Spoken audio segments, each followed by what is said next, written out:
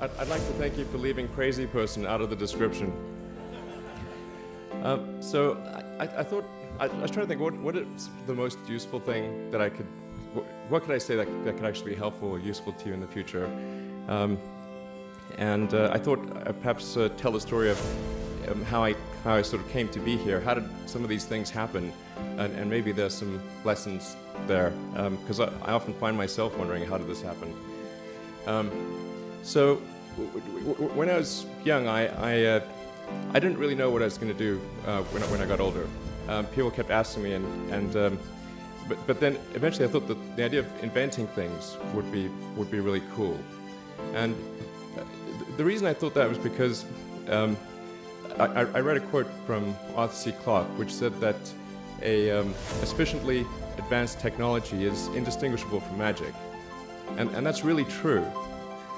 If you go back, say 300 years, the things that we take for granted today would be you'd be burned at the stake for. Being able to fly, that's crazy.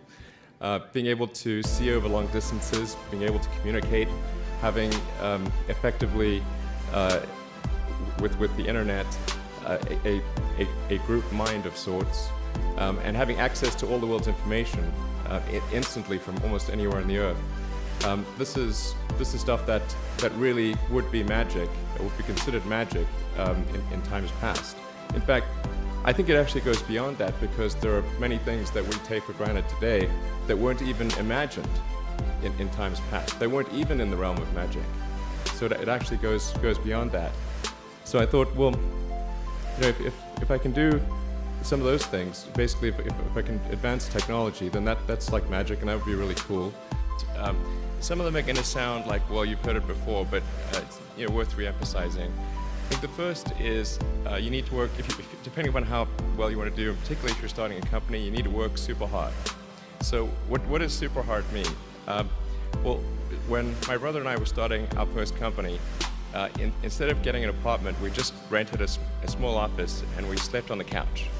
And we showered at the YMCA, and we're so hot up we had just one computer. So the website was up during the day, and I was coding at night, 7 days a week, all the time.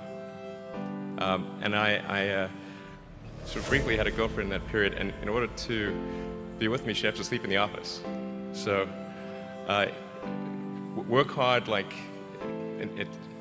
every waking hour. That's the thing I would say particularly if you're starting a company. And if you do simple math, you say, like, okay, if somebody else is working 50 hours and you're working 100, you'll get twice as much done in the course of a year as the other company.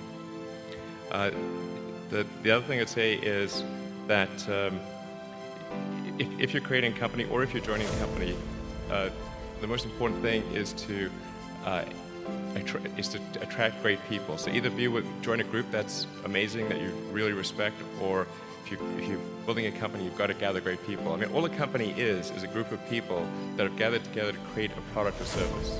And so depending upon how talented and hardworking that group is, and the degree to which they're focused cohesively in a good direction, that will determine the success of the company. So do everything you can to gather great people if you're creating a company. Then I'd say focus on signal over noise. A lot of companies get confused. They spend money on things that don't actually make the product better. So, for example, at Tesla, we've never spent any money on advertising. We put all of the money into R&D and manufacturing and design to try to make the car as good as possible. I think that's the way to go. So for any given company, just keep thinking about, are these efforts that people are expending, are they resulting in a better product or service? And if they're not, stop those efforts. And then the final thing is to sort of don't just follow the trend. So you may have heard me say that it's good to think in terms of the physics approach or first principles, which is, rather than reasoning by analogy, you boil things down to the most fundamental truths you can imagine, and you reason up from there. And this is a good way to figure out if something really makes sense or if it's just what everybody else is doing. It's hard to think that way. You can't think that way about everything. It takes a lot of effort. But if you're trying to do something new, it's the best way to think. And that framework was developed by physicists to figure out counterintuitive things like quantum mechanics. So it's really a powerful method. Anyway, so that's, and then I think that the final thing I would encourage you to do is, now is the time to take risk. As you get older, your obligations increase. So and once you have a family, you start taking risk not just for yourself, but for your family as well. It gets much harder to do things that might not work out. So now is the time to do that before you have those obligations. So I would encourage you to take risks now. Do something bold. You won't regret it. Thank you.